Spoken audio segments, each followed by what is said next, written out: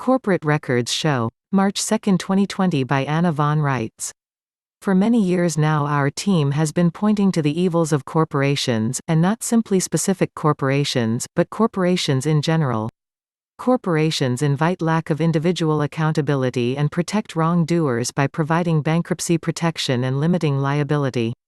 The counter-argument is that some development activities mainly associated with war and mayhem are too dangerous in terms of liability for investors to undertake without such protections. Being of a practical mind, we ask, what social benefit does war provide to anyone? Only the criminally insane think of war as a benefit. So why should society bear the costs of warmongers? If they blow up St. Louis or poison the sea, like Fukashima, or create and unleash a deadly virus by mistake, should they be pardoned and moddle-coddled? We dare raise our hands and say, no. Accountability is a necessary part of a sane society. Lack of accountability leads to criminality and lack of moral compass. If everything is allowed, nothing is sacred. Nothing is safe. Nothing is secure. Not your lives, not your children, and not your future. So, having debunked the one reason consistently offered for the existence and proliferation of corporations, encouraging stockholders to invest in things they probably shouldn't invest in and which they should be held responsible for investing in if they do, why should corporations exist at all? The Roman Catholic Church, which supports the Roman Curia, holds the patents and keys to all the corporations on earth because they dreamed up the concept of corporations: S Corp, C Corp, B Corp, non-profits, trusts, foundations, cooperatives, LLCs, LPs, PLCs, and so on, all defined and concocted by the Roman Curia. And the Roman Curia remains responsible, as the creator of all these things, for policing them. The Pope is granted the unique power to liquidate any corporation that functions in an unlawful manner, but he has apparently forgotten that there is a difference between lawful and legal, and he and his predecessors for the past century and a half have let their unnatural Frankenstein monsters run rampant over life and decency on earth. With no discipline being imposed and no danger of consequences held over their heads, the corporations have simply proliferated like bunny rabbits in the springtime until otherwise normal people think that they have to have a trust and an extra LLC in their back pockets at all times. That is, everyone is drinking the Kool-Aid that is killing them, and then the survivors are standing around asking, what happened? Who is responsible? And all they have in response to those questions is a post office box in Surrey and the name of a couple of men who can't be located. The big answer to the malady is to start where the problem starts, with the Roman Curia and the Pope, and their actual and palpable responsibility for the existence of these things. The small answer is to hold them all accountable via other means when the Pope fails to do his job: antitrust and anti-monopoly legislation on steroids, followed by draconian enforcement.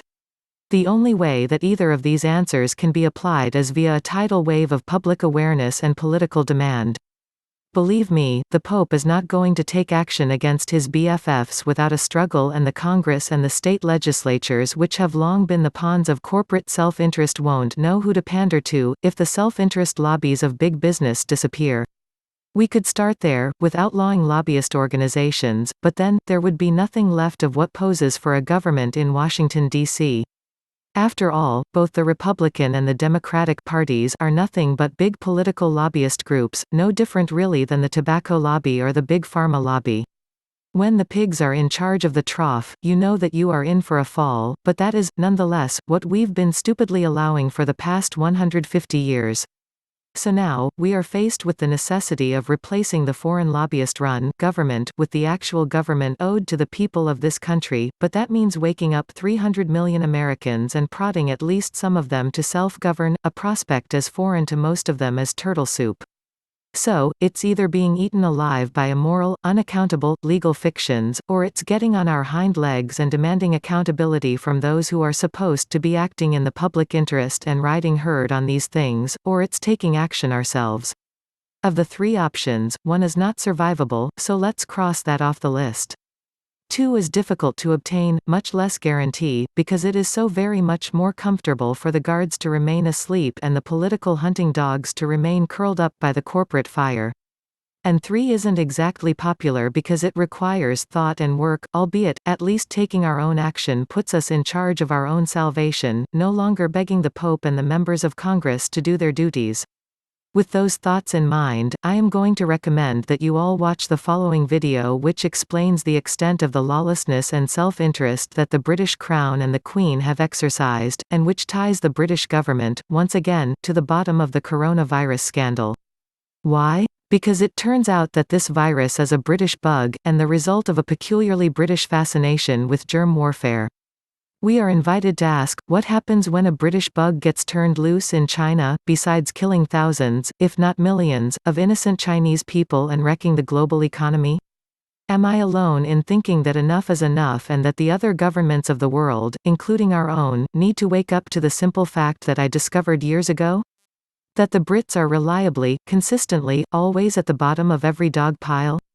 https://vimeo.com/392798558. Please consider making a small donation to help support Anna and the Living Law Firm, by visiting the AmericanStatesAssembly.net, scroll to the bottom and click on the Donate Now button. Thank you.